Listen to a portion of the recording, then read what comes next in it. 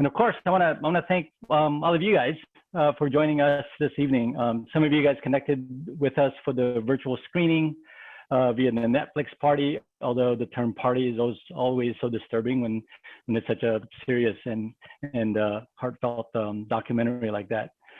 Such a powerful documentary, an extraordinary story of the Aisha's honor, duty, and sacrifice. I also like to acknowledge and appreciate that the number of you are coming from other academic institutions, as we saw from the poll, across the country to talk about documentaries and visual storytelling. Thanks to the professors, including Bob, who I see, for extending that outreach. It's also one reason why we're calling this series of virtual panels and webinars this summer as Better Together. One of the few silver linings of, as Erica said, like this, or I'd like to actually riff off the Strokes' new album, The New Abnormal, has been our ability to come together despite our geographic distances. So I really appreciate this opportunity across multiple academic programs to learn from and with each other, right? So this finally brings us to why we're coming together this evening. If we can move to the next slide, I think. Just for a little bit of background, I'm honored. I have been honored to have worked with Catrin and Leslye years ago at the New York Times when I was the multimedia editor. And our team was involved in producing the multimedia project called the Award back in 2010. And so appreciate their willingness to join us for this conversation about the overall project, the documentary film, and their insights into their process. So Catrin, Leslye, welcome. Hi. Hi, so Hi. happy Thank to you be guys here. for having us. We were lucky enough to have Andrew as a boss. Yes, we were. The pleasure was all mine. It was great memories. So one of the things, before we get into sort of the films, I'd love for you guys to maybe talk a little bit about your own, really briefly, your own origin story, if you will. Like, how did you get to the Times? How did you start doing what you're doing? And how did you sort of come about with the beginnings of this particular story? Just your background story. Well, Andrew, yeah. as you know, in 2010, we launched this big multimedia series. It involved print articles, episodic, longer and short. I mean, they were all, short under, say, 15 minutes for sure, but there were like some really mini ones and there were some longer ones and there were updates from soldiers. And we did this sort of extravaganza to follow one battalion over the course of their deployment to Afghanistan. And that was because President Obama was doing his troop surge. So he was sending in 30,000 additional troops. And, we felt like our readers were pretty fatigued with the war already. It was 9 years in. And we wanted to figure out a way to engage them, and telling the personal stories of one battalion felt like a way that we might really be able to bring them in. I mean, we used it was when UGC content was all the rage, right? User generated content. So the soldiers were providing us with some of that, I was just constantly in touch with them. We were they would send email updates. It was a whole thing. And of course you can't even find it anymore because, as the technologies change, on the tragedy is we pour our heart and souls into these projects, and then they eventually kind of vanish or they work not very well. But anyway, so the Aish, so Brian was one of many soldiers who we profiled in that project, and it was really more about his family and his sons, and it was about sort of the sacrifice that his sons were making while he was deployed and how that was affecting them. And then, we ended that in 2011. We ended the year-long series. At that point, Brian was sort of vowing to stay in the military. He had been injured, but he was vowing to prove the doctors wrong and run again and stay in the infantry. And then in 2014, I found out that he was everything had changed. He was going to get his leg amputated. He had to leave the military. And so that's when Les and I paired up, and we really started to say, okay, well, this was the story of how were his kids affected by his deployment. Let's tell a story. Let's sort of use the amputation as a narrative spine, but really an excuse to tell the story of how have his boys been affected in the aftermath? Now that, he's back home, is this war still rippling through their family? How is it changing their lives? And that's really, then we were kind of off and running. Cool. And then what was your what other are- question Go about ahead, our, Leslye. oh, sorry. Yeah, Did please. you also ask how we ended up at the Times? Was that your other? Yeah, I'd love Yeah. to just hear a little bit more. So for folks who, obviously, I know you guys, I know your background story, but just for folks in the audience, just to get a sense of, you know, your background, your origin story into journalism and now into filmmaking. Well, I came to the Times as an intern for Andrew Devagal, fabulous boss on the multimedia team. But my background was in photojournalism, and I had just gotten really enamored with and interested in video when I was in college. And so I started making short documentaries when I was in college. And that's kind of what sent me on this path toward, you know, using multiple mediums to tell stories. So that, and then I moved from the multimedia department to the photography department to the video department. So that's my story from Western Kentucky University. Kat? I was a public radio journalist. I was a reporter at WBEZ in Chicago. And I then took a job at the New York Times in the Chicago bureau, doing print for a year. It was like a super stringer job. Now it's a staff job, but you know, at the time it was like, well, we won't pay you health insurance, but you'll work for us full time. But I thought, great, I'm going to get some bylines in the New York Times, and you know, and then I'll go back to NPR is what I sort of thought. But I did one, you know, I noticed that there were all these really interesting multimedia projects happening. I would see them on the website, but I was working for the national desk, like totally divorced from that. And I kept like trying to like raise my hand and be like, I think I could do this. Like, I know how to do this. And finally they let me do one project. The national desk let me do one project, and it was with Andrew. And then Andrew basically like forced me to come to New York. I remember we had a conversation, Andrew, and I was like, but I feel like I'm still learning in this job. I loved it. I had a great boss, and you were like, that's fine. You're just going to come to New York and meet us. And then you can go back to Chicago, but you'll like, you know our templates, and like, you can work with us more. And then it was like, that was all a ruse. I was forced, but it was great. I mean, it was wonderful. And Andrew was also responsible for hooking me and Leslye up, because on a previous project, I, you know, was looking for a collaborator on that project, and a couple people didn't work out. And he said, you know, the intern is really good. And I was like, you're going to give me the intern to do, like, you're going to give me the intern, Andrew.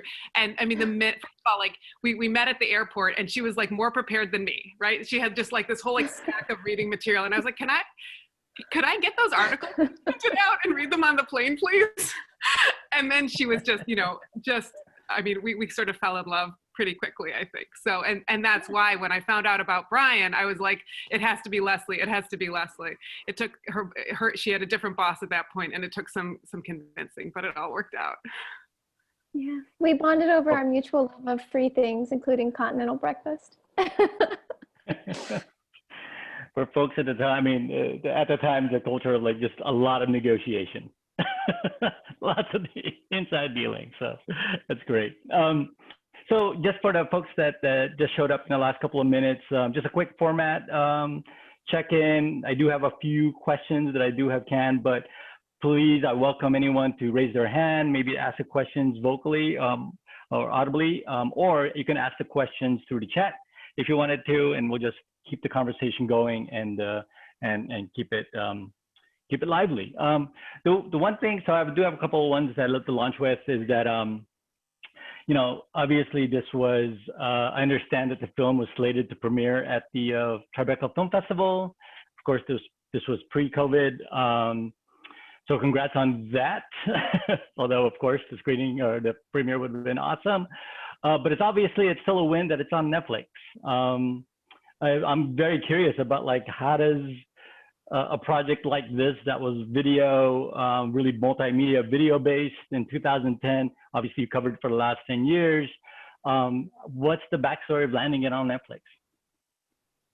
So, and also just it being a full feature film, right? I mean, that's another thing that I'm sure that the Times might have been curious about. Yeah, so that took a lot of time and like kind of evolution, and luckily we worked on the project for long enough that I think we like to say like the paper met us where we were, like we kind of came together in our vision for this film, and the paper evolved the vision for the kinds of platforms that its stories would live on at the same time. I think Catrin and I knew a couple months into working on this project that it wasn't going to thrive on the New York Times website as much as we like love and we're devoted to our website. We want it to thrive. We want people to go there for news, care about the news. But a story like this was going to be a hard sell for the audience that goes to nytimes.com or to the app. So we knew we wanted to find a home for it. We were inspired actually by, The Daily, that had taken a podcast that was on our homepage every day for months, which is a huge deal for a story to be on the homepage, but The Daily had a consistent spot on the homepage at all times. But going onto the podcast app was really what made it accessible to people and so successful. And so, we would say that when we were trying to pitch this idea that we should approach partners. Luckily, we were actually connected to the folks at Netflix on accident. We were supposed to have just kind of a meet and greet and say hello. A friend had introduced us to someone that he knew. But then when we actually got on our first call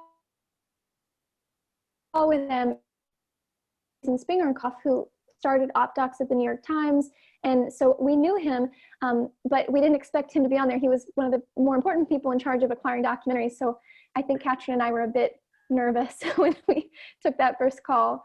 But it took some convincing to kind of show them our vision and convince them that we were going to make a documentary that would be right for their platform. And they were pretty fantastic partners. We feel really lucky, especially given that the Tribeca Film Festival and every other one since was canceled, that we did already have that relationship and we did already have a home for the film. Did Netflix said yes after the completion of the film already, or was there like an earlier version that they greenlit? We made a deck, and we made like sort of a 30-minute, very rough. It was really just like, it was a big lesson for Les and I, because we showed 30 minutes of footage that was really compelling, but was not polished really. And they were kind of like, maybe you should go to, another outlet, something more traditional journalism like PBS or something like that. But we recut it and we brought it down to about 15 minutes. And we really just like, we really shoved the story into the forefront. And I think that, the lesson for us was, people aren't necessarily going to see your vision. Like for us, it was just like, this is such amazing footage. Like, can't you see what's here? But like, no, like people don't. And so you really have to really show it to them, really dramatically. Yeah. But then they licensed it. And then we had, we had a year where Les and I got to decamp to a production house called the Documentary Group. We hired an editor and we really got to like make the film. So that felt really different than our regular jobs. Whereas, the rest of the years that we were working on it, it was our little side project. Sometimes it would come a little more into the foreground if there were a lot of shoots back to back, but we were working on other stuff. And it was really just our little thing until once we got that money from Netflix, that really changed things, and we were able to take that time and make it. Gotcha. Wow. So I want to follow up with Wes had a question about the dad's reaction, right? And his response to it. I wanted to quote Lisa Kennedy's review on Variety first in context, because it said something like, Brian is as honest with the filmmakers as he can be. How frank he can be with himself is another issue. So that was a quote from Lisa Kennedy's review. I'm curious, again, based on Wes's question, what was Brian's reaction after? I'm assuming that he's seen the film and you probably talked to him since. Brian, he was really happy with the film, and we were kind of shocked. I think we were nervous to show it to him because it doesn't, paint this perfect picture of a perfect man. He was really vulnerable with us and really allowed us to see his life for what it was in a really raw way. And we put that on screen, and yeah, so we went and showed the family in person, and Catrin and I were just like clutching each other, like scared of how they were going to react. They were, of course, devastated by just any scene of Joey, really. Like seeing Joey at any point was really hard for them, but also great, I think. And that was probably part of why they were happy when it was over. Brian said after the scene finished, after the final scene finished, he said, you know, that stuff is true. I am having a hard time. I'm not where I want to be. It's all true. And so that was really good. I think that one of the interesting and complex things about Brian, per that review, is that he's like honest with us, and then he'll have these moments of real self-realization where he'll say something like, I don't think my service had an impact on my kids, or if it did, I refuse to see it. Like he knows, you know, I think he really knows some true things about himself. And even when he doesn't want to confront them, he will admit that he doesn't want to confront them, which is a special thing about him. And he'll say, like, you know, tell Isaac, sending him off for basic training, you know, no tears once you're in the van, no more tears, time to grow up. And then he immediately starts crying himself. It's just like a very strange person in that way.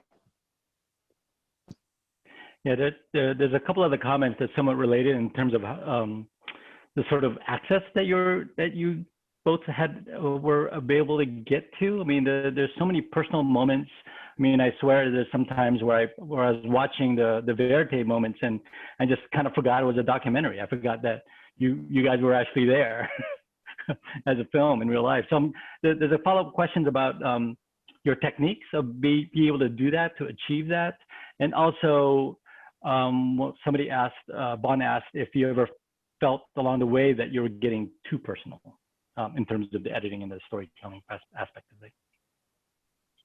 Yeah, I think that to understand, I mean, both, though, this is important to sort of understand both answers to both questions, is that this family is not a family that really they're not private. They live their lives very publicly, and they find a lot of meaning in telling their story. So in that sense, like, they were just a great family to make a documentary about, whereas many families, you just couldn't have they would have just needed some privacy, right? And the Aish family really, they didn't need privacy, and they didn't, you know, you can see that in other aspects of their life too, not just with this film. Like, they are just not private.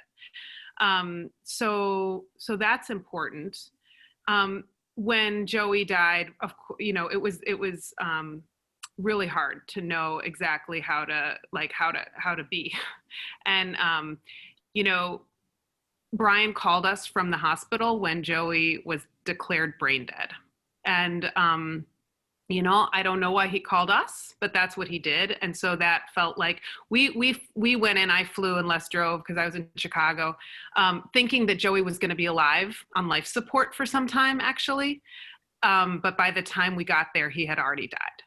So, yeah, we learned that, like, I learned it when I turned my phone on when the plane landed. And Les, did you learn it like on the way up or something? I'm not sure when, yeah. I was driving. Yeah. So, you know, we said to Brian, look, like, this is not the story that we wanted to tell, but, you know, this is what's happening in your life. You know, and if you're comfortable, we would like to shoot.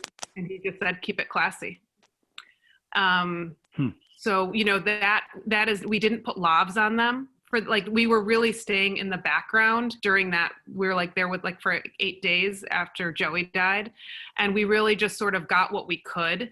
And we did not, you know, it was like, we'll just use what we have. Like, it's just, we're not, you know, this is not about getting the perfect footage. This is about capturing moments and raw emotion and just staying in the background as much as possible. And then for the other question, Andrew, about some of these really intimate moments, you know, Les, you should talk about it, because, like, part of it is, like, you know, I went on a lot of shoots, but on a lot of shoots, we actually, like, Leslye went by herself deliberately, because so there would only be one person.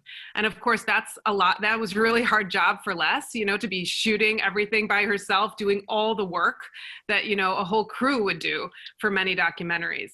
But it really does provide a certain kind of intimacy you know, she can just be in the back seat of the car and really disappear. And you see that in a couple moments in the film where she's able to capture these really special moments in the car. So Les, you should talk about that more. I think me as a journalist, I spend like 10 minutes in the car panting in total anxiety about going into someone's home, into their life, like taking up space in their personal moments. So I don't think I've ever filmed like an emotional or meaningful moment in someone's life without sort of thinking in the back of my mind, like, I shouldn't be here. This is so personal. This is so beautiful and intimate, or so like sweet, or so sad. Like I kind of think I feel that way about everything that I've filmed, but then that goes away.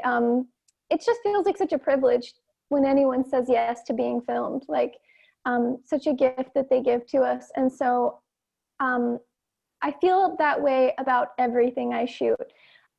In terms of the Aishas, I think that when we filmed after Joey's death, that was really very hard for me. And if Brian hadn't, you know, it communicated to us how much meaning he would find in having those scenes filmed, I really would not have wanted to.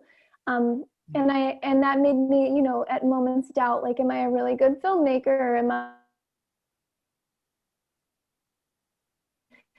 determined enough documentarian? But that is how I felt. It was really horrible. And it was hard to think about how people would react to, how the family would react to having to see those moments again.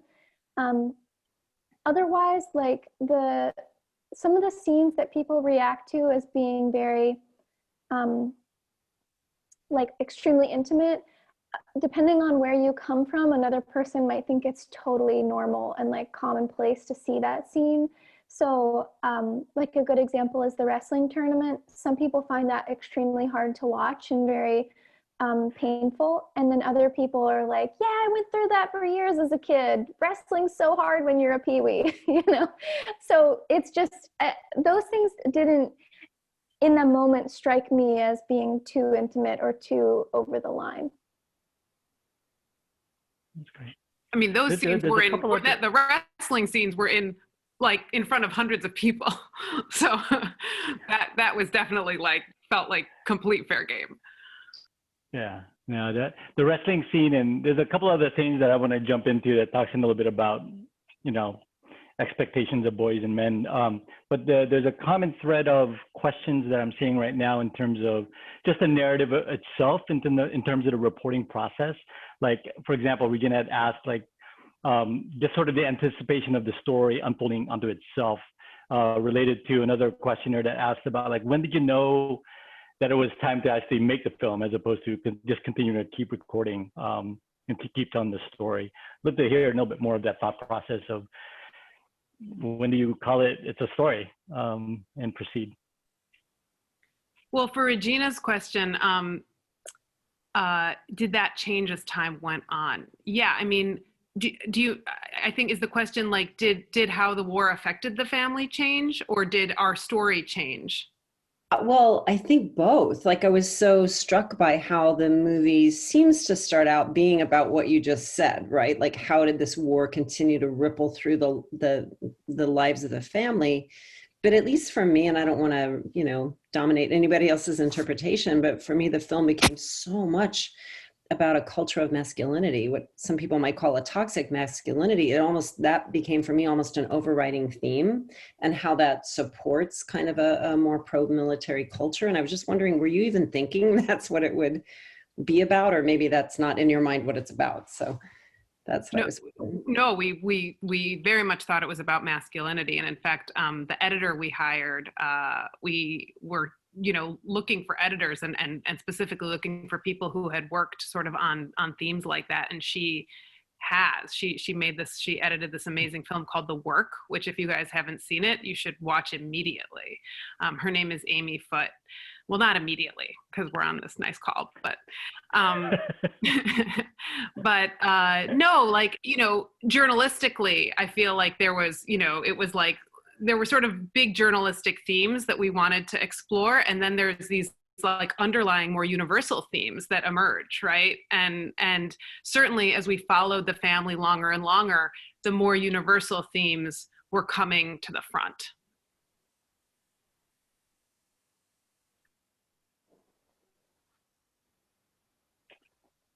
I want to pick up Bob Sasha's last comment here in terms of, obviously, yes, first, congratulations on the incredible film.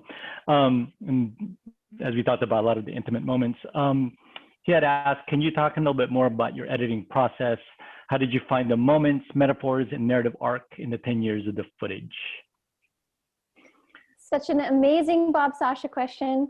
I would expect no less from the master. But so the editing process was really interesting. We really were editing along the way as we went. Like the edit began in earnest and almost started from scratch when we hired Amy Foote, our editor.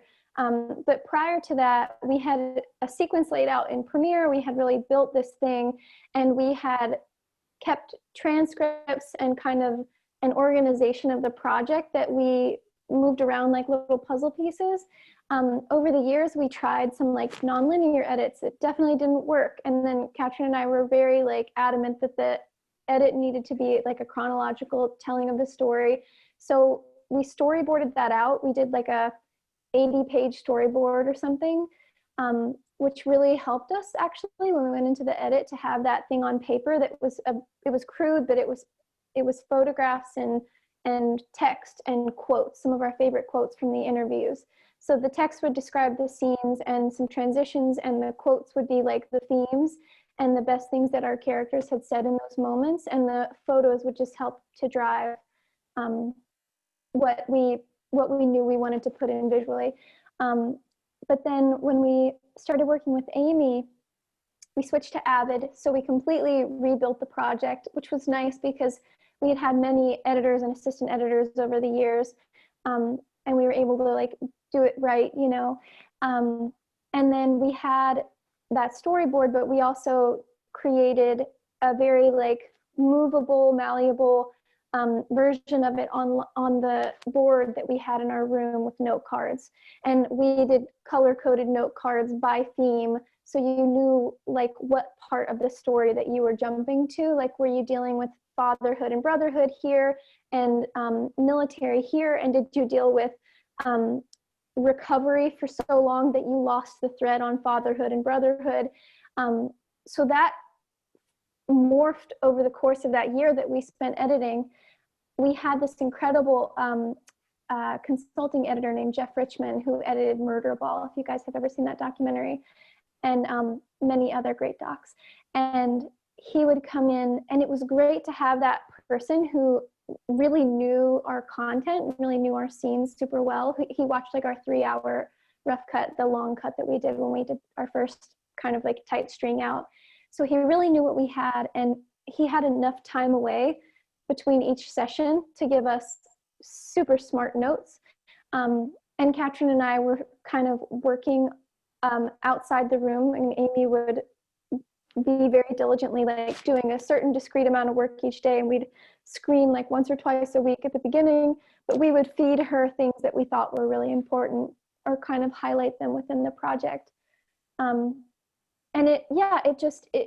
some of the things that took the longest were super small, actually, like deciding between 2 quotes that just very slightly could have changed the meaning of a scene, or in some cases, like one little moment that was so sweet in its own discrete way, but a distraction from the larger moment that we were telling in the story. So an example of that was like a really funny joke that Isaac and Brian were, I think, I'm not even going to recount it because I don't want to say the words in this chat, but they were just bantering and being funny, and it was a great moment, and we really liked those lines, but it interrupted this bittersweet scene when Isaac was graduating from high school. So we, decided to take that out. We had like 4 or 5 of those moments that were either really funny or really revealed a lot of character, or a little bit dramatic, and we really wanted to keep them in, but they interrupted the flow. So those things we would talk about at length.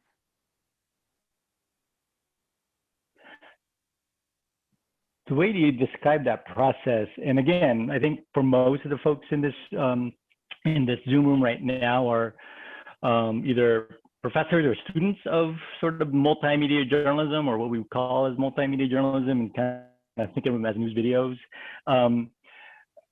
Clearly, the film that you created is a much longer full feature film. And again, based on your sort of experience between the two, what was like sort of most surprising element, or what are the things that you'll be taking away from this particular film, and how you might apply it to the work that you're doing, even as a New York Times journalist and filmmaker? For me, I think what I learned more than any, like, I mean, there's many things, right? It also like unfolded over 10 years. So I think that, like, you know, just the year, like, you sort of grow in so many ways over that amount of time, you know, just anyway, like, you know, just doing your job and as a journalist and obviously as a filmmaker now. I think that I've worked on like hour-long documentary projects in audio, and I had never done something that was, you know, this is like 99 minutes. The pacing was the thing that was like the most sort of revelatory to me.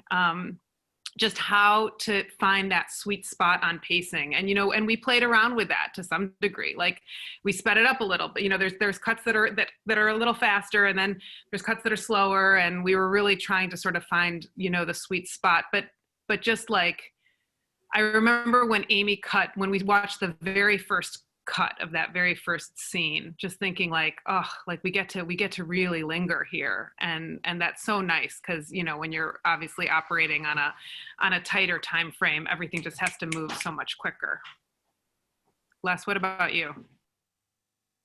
I think that one thing that this project taught me, that it's hard when you're at the beginning of such a long process to know, like, I think Catrin and I have both undertaken like pretty ambitious projects in our careers.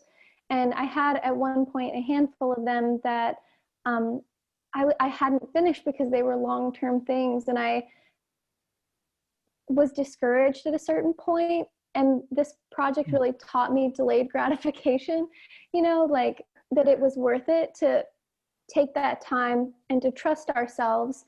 And I think also, like, yeah, trusting yourself, like knowing that if you have a vision, it won't always be easy, and other people won't necessarily be able to see it, but that you should just trust yourself that you can do it.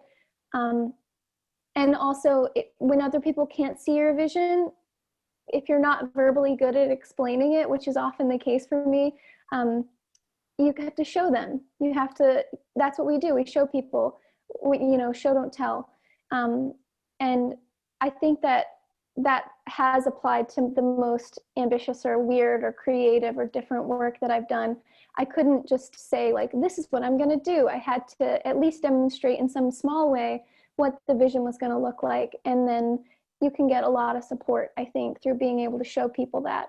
And actually, I think that the 2010 series, the Year of War series, gained us a ton of access and helped us to get around a lot of questions, and really gained trust that was, you know, you couldn't have replaced the amount of, having had that project published in that way, you couldn't replace the amount of trust that created with the family.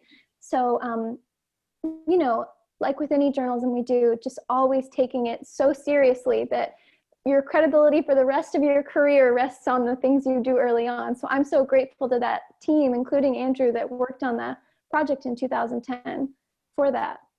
And not only trust with the family, but honestly, I think it got us a lot of access to military posts that we filmed out, you know, Fort Jackson, Fort Bragg, yeah, the VA hospitals. Like, we could show them that little, you know, 12-minute video called The Homefront, and they were like, oh my gosh, this is an incredible story. Yes, we want to be part of, like, letting you tell it.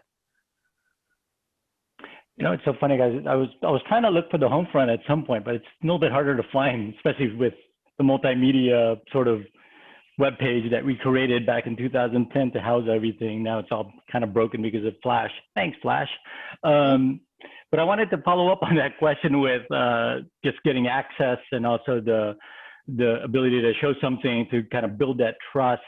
But sort of flipping on the other side, I just recognized, and I was talking to Wes about this, and he had posed this question in our conversation of that you did really, you did an interesting job of keeping politics kind of out of sight, pretty much. I mean, there was obviously some military references, a lot. That's pretty heavy.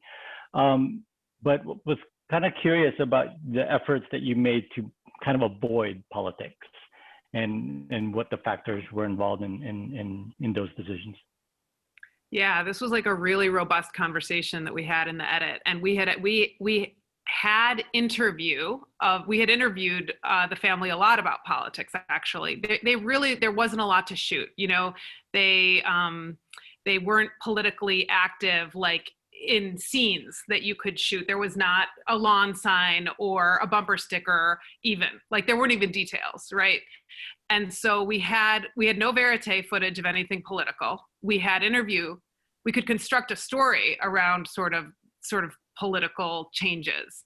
And we tried to include some interesting political developments in the family's life, and it just didn't work. In an observational documentary, it ends up feeling like propaganda for the person who Brian Eisch voted for Trump in 2016. And when he, was talking about President Trump, it sounded like you just can't do it in a journalistically ethical way.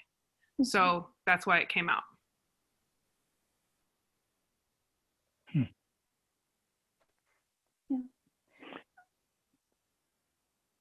Sorry, I thought, Leslye, you're going to say something, Leslye? Well, just that it was a hard thing to figure out. And I think that we touch on so many themes in this film that I definitely don't regret that we didn't include the politics. Like it is so much less a part of their story than all of the rest of them, but it would, color people's experience watching the film in such a huge way if we didn't really lay all the cards on the table and explain. I feel like we would have had to go so deep into these political inclinations that really the subjects of the film were not avid news watchers. They weren't avid readers. It was interesting. Like we actually did a lot of screen recordings of their Facebook feeds during the time. I think I went back and did hours of screen recordings of their Facebook walls in case we wanted to get into, in the film, the themes of how social media impacts people's consumption of politics and how people don't rely on facts as much anymore. I think that's a great film. I would love to make that film, but just not, in the context of this story. Yeah, so, to do it responsibly would have totally derailed the film. Yeah. And we didn't even have footage we just, we had the Facebook posts. Yeah. It's fair. There was another question that Wes Pope had asked, and it's really about the mom. I know at the end, Isaac had mentioned that, he was getting depressed, and he kind of rolled down maybe potential reasons why. And the first one he rolled out was his mom leaving. So just wondering if they ever saw the boys over the years, as Wes was asking, or what the absence was from the film with the mom. So the boys were in touch with their mom. They talked to her on the phone. They didn't see her very much for many years. Her life, she had a really hard time keeping it together, and she struggled with showing up when she would say that she was going to, even though they weren't able to see each other very much at all. And I think that it was extremely, in the end, even though Isaac kind of pushed it away in his life, it was really hard for him, and it impacted him more than he realized. We didn't want to talk about it more in the film, and I will refrain from talking about it too much here out of respect for her and the struggle that she's had, because some of the things she's been through, it's like people you don't choose some of the struggles that you go through in your life. And I definitely think that if she had her an opportunity to do things differently, she would be very involved in the kids' lives. Who's to say? We haven't talked to her, we've tried, but we just wanted to be respectful of her experience and not say more than we needed to. People do always ask that question though. So it's hard. It's a hard needle to thread, like wondering, since people do always ask, should we have included more? Yeah. Yeah. Well, I remember that was still the question that we had even from the original piece, was when the boys stayed with the uncle. You know, there was always that hanging question when Brian was already in Afghanistan. So that was interesting. There's some follow-up questions around the conversation around the politics. I wanted to sort of resurface. Oresti asked, what did the two of you think of Joey's describing why he joined the military while playing a shooting game? How do you think the media, such as video games and films, influence kids' perception of the military? Yeah, I will answer that. Can I also answer Allie's question above? Well, it's not really a question, I guess. Right above it, right. The choice about the Afghanistan. And absolutely, like when we say we didn't include politics, we're really, it's just shorthand for talking about the campaign. I mean, this monumental thing happened in this country, obviously, during the time that we were shooting. And we did not include Donald Trump in this film. But we always wanted to, I mean, the decision to invade Afghanistan is a political decision. And you know, this film is really about, well, it's about many things, but one of the things that it's really about is relationship with country and patriotism, and why, you know, what makes you willing, you know, to leave your children and go risk your life, you know, fighting. And, you know, so you hear Brian early on saying, like, I'm glad I went to Afghanistan. I'm part of something bigger than myself. And then it was really important to hear Isaac saying, I don't know what this war is about. I just know I love my country. And, you know, because we're really, you know, we were looking at how these, you know, some people, you could call them value systems or you could call them ideologies, are like passed down from one generation to another, right? And so, yeah, no, those were like really, really important things for us to include.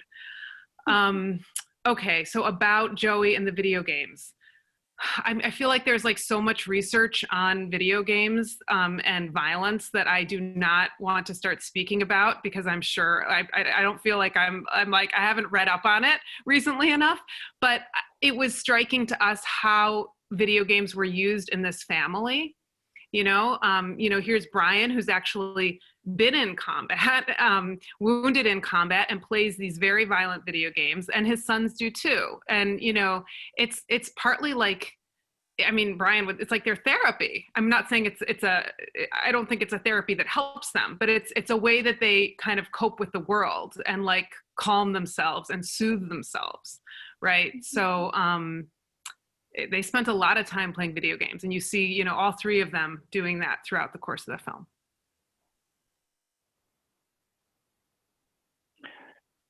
I want to follow up on the, first of all, Bruce had a question, but I also want to just welcome him. I know he came in a little late. So Bruce Strong, it's good to see you. I want to, when I welcomed folks earlier, I also shared my appreciation for the professors who invited their students to this gathering to really kind of bring people together. So thank you. And you look very dapper, as I mentioned also. You look very nice, Bruce. I know you just came back from a thing. I always dress up for you, Andrew. Well, thank you. Thank you. Why don't you ask the question yourself, right on voice? Oh, are you sure? Yeah. Okay. Well, I'm just curious, since there's a number of college students here, what would you advise students to study while they're still in school? I think probably finance, depending on like how many summer homes they want, would be a good start. No, I mean, you know, when I was in school for journalism, I just like such a conversation was going on all the time about how journalism was dying and opportunities were disappearing. And I think that's like a very valid conversation to have and to be thinking about, especially with local newspapers. However, I think journalism has really grown and flourished in other ways. We have more access to tools now. Tools are much easier to afford and learn to use. You go on YouTube and you can get a tutorial that you used to have to pay like $150 to get a book in the mail from somewhere about. And in terms of like what a student should major in, I think like there are different ideas about like a journalism student shouldn't necessarily study journalism. Like we work with journalists that are also doctors, medical doctors. We work with journalists that are also lawyers. We work with journalists that used to dismantle bombs in the military. So I don't necessarily think that any of the people that are here tonight need to feel compelled to pursue a journalism degree, but I will say that in my experience, it was an outstanding experience going to school for visual journalism, and especially at a place where I was encouraged to explore with mediums and to try to understand what kind of storytelling worked best for me. Like, you can't imagine someone going to art school and that school is like, we only use acrylics here. That would make such boring art and people would feel like totally trapped. So I think that's one of the nice ways I've seen journalism programs expanding as well, is that they are encouraging students to tell stories in new ways and ways that reach people on these gadgets, which we all have in our pockets. So people are getting news constantly in many different forms. I do think most artists learn to like sketch really well before they start working with like concrete and fireworks and stuff to build their art. But, so to get that basic training also in the like legal ramifications of publishing certain things, or the right way to purchase archival, or the ethical boundaries of telling certain stories, or, like that stuff is also irreplaceable. And I think journalism school is a really great place for that. Am I answering this question at all? Is that what Bruce was asking? Sure. Yeah. Like those kind of things, whether it's within the filmmaking world or area, or just in school in general, all those things I think are important for students to hear, for sure, for all of us to hear. Yeah. Also, though, like college is such a great time to like explore the world, right? And so take like political science classes and take, all kinds of like, I'm like, I wish I could go back and take some of the classes that I took in college again, just to learn about, people all over the world and different fields and different, I think also like these different areas of study have such different like frameworks that they use. So like economics versus, anthropology, for example. Like I would take anthropology classes, but I'm biased because I like anthropology and sociology. Where is Definitely David a fascinating field. And Trippimer? How do I say that? That's pretty close. It's Trippimer. Trippimer? Yeah. Yeah, man, go for that finance degree. get your beach home. He's in the chat. I'm sorry. This is a response to the chats. I actually did have a question, just because like we're kind of talking about this, and I was curious because, Isaac just like broke my heart, and especially the scene where his dad was telling him that he wasn't going to go to college, and everyone didn't think he was going to go to college. I was curious to see if he asked y'all to like what you did. I just know like if I was like 16 or 17, and I would probably just like ask, and if you like responded or how you responded to that. Such an interesting question. Yeah, he did ask our opinions. I think Kat and I always tried extremely hard to maintain journalistic boundaries and be really ethical in the ways that we gave advice to the family, or the ways that we asked our advice on so many things. And we tried to say, like, well, it's not really our place to give advice on this. I think that we also ask ourselves just as often, like, is this really going to make me a bad journalist? Like, we had this test we would do and say, like, if this story of what we're doing right now ran on the cover of the New York Times, would this make us look like terrible journalists? And I think in an instance like this, I just would reinforce to Isaac all the times that I saw him being a very intelligent young man. and capable and responsible. And similarly with Jordan, you know, his stepbrother, and Joey too, just giving them, like, you know, reinforcement about things that I thought that they were doing, that it was impressive, or maybe the people that were normally around them validated plenty of things in their lives, so it didn't validate the things that I saw as really cool and great about them. So I think we both, I hope you're okay with me saying that, Catrin, but I think we both did that in our own ways. And I think I also talked about how much I loved college quite a bit, because I did. I really loved college and think it's a great growing experience for kids. But definitely avoided like saying, yes, you should go to college, or no, yes, you should join the military. Like that we cannot do. So it's really, and they knew that, right? Like Les was saying, like they knew that we were trying to influence the, you know, the action as little as possible. Obviously our presence there, you know, it's, of course, things are going to be different because we're there and we have cameras, but as little as possible. And the headline test is really good. I Les mentioned it. I want to make sure that you guys like really, this is such a helpful tool. It was the bureau chief in Chicago, Monica Davey, who said this to me. When you're doing something where you're feeling like there's an ethical situation you're in and you're not sure what to do, so you just imagine that as the headline of a newspaper. You know, New York Times journalist accepts homemade snowman from people she's been, you know, filming for X years. Like, can you live with that? Like, they made you a Christmas present. Can you live with accepting it? Yes. Like, I can live with that headline, you know, but there's other times where you're like, you know, like, I can't do this. That would be a bad headline, and I'm not going to do it. Well, in today's world, headlines may not, I mean, you can get canceled just from a tweet. So, yeah, that's an old school way of doing it. Thank you. Andrew, as usual, is dragging me kicking and screaming into like the present day. So thanks, Andrew. So we're talking a little bit about like what students should be doing, especially during their days at the university throughout the program. And as we're sort of slowly closing this session, I'm curious of what you guys are working on now. Catrin just had her first big climate story come out. Woo woo! I'm sorry, I'll let you talk about that, Kat.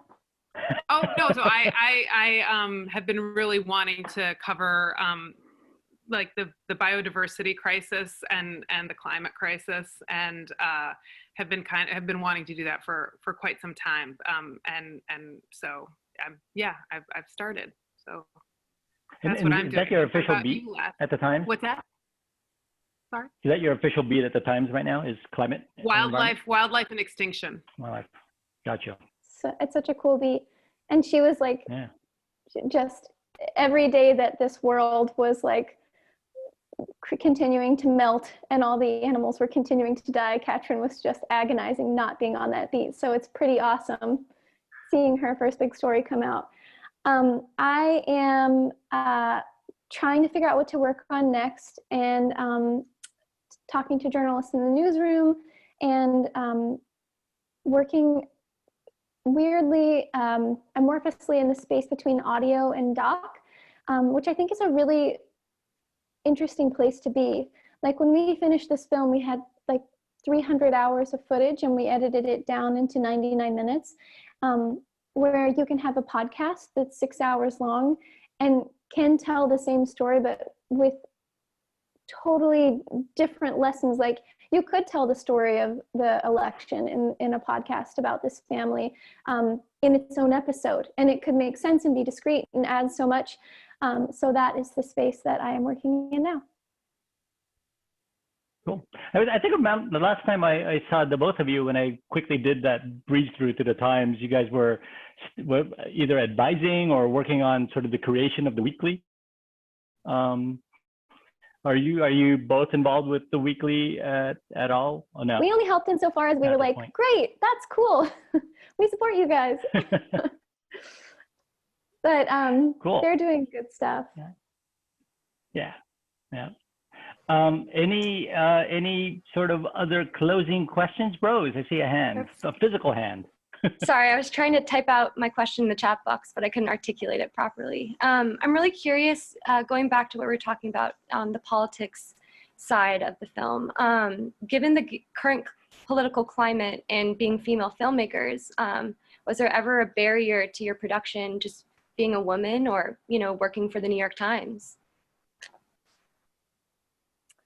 I would say on this film, there were actually a lot of ways in which, well, backing up, being a woman, there are all kinds of ways that I feel, and a woman with like a tiny baby voice for my whole life, like that I feel like I have a hard time getting my voice loud enough to be heard, you know? But ironically, on this film about men and masculinity and some really male themes, I think that being women was really advantageous in some ways for me and Kat. We found that the subjects were so incredibly vulnerable with us. And actually, similarly with my voice, I remember when I was in J school, one of my professors, I was in class one day and the professors were asking us about what we thought our strengths and weaknesses were in journalism or something like that. And I said something about how I would never, you know, I was like, I don't know if anyone will ever take me seriously because I had such a small voice, much smaller than it is now. And he was so lovely. And he said, you know, I think that you need to rethink that because I'm pretty sure that having a voice like you do will be disarming and helpful for you as a journalist in ways you could never imagine. And I think that he was right about that. And similarly, I think that being a woman on this film was, in many ways, a really great and helpful tool. And then in terms of the times, we had like I think that the complete crew for this film was like 19 women and like 4 men or something like that. We had a very like female forward crew. So we all were encouraging each other, and I'm not sure that that's like a fantastic answer. Catrin, do you have some thoughts on that? I really think that the men in this film opened up to us more because we were women. Mm-hmm. In terms of sort of how things have changed in terms of like the New York Times. So obviously like we had a lot of trust built up with the Aish family from 2010 before you know, the president was talking about journalists being enemies of the state and the New York Times being, you know, all the things that he says about the New York Times. I've covered military stories for many years, you know, since 2010 and throughout. And I have had the experience recently, like, I mean, since Trump was elected, that it's much harder to get access to people now. So like before, when you're calling people who are, you know, probably more conservative, you know, obviously the New York Times has a reputation for being liberal. And so you might get a little ribbing. Oh, you New York Times, but they took your calls and they called you back. Like they were happy to be talking to the New York Times, no matter where they were on the political spectrum. And now it's like really hard to get calls back sometimes. I did a story and I eventually convinced the family, but I was trying to tell this story about this woman who had been killed in Iraq years before. And usually like a family, when that much time has gone by, they usually want to talk to you because they're so happy that their loved one is going to be remembered, you know, years later. And this family just wouldn't call me back and wouldn't call me back. And finally I got to them another way. And once I was out there, you know, they were in Colorado and I flew out there and they were just, you know, we were just having such a nice time together. And they kept saying things like, wow, you're different than I thought you would be. And, you know, and then, you know, he said like, he didn't want to talk to the New York Times. You know, that's why he had not been calling me back. And that's really new. Like that is a big change. Thank you so much. So based on Alex's last question here, we'll close it out like an Ezra Klein show episode with can you name one, or I would say one or two books you've read that influence you the most in the craft that you do? Funnily, one comes right to my mind. When I first started at the Times, I think before Kat and I started working on this film, she recommended to me a book that had been recommended to her called War is a Force That Gives Us Meaning.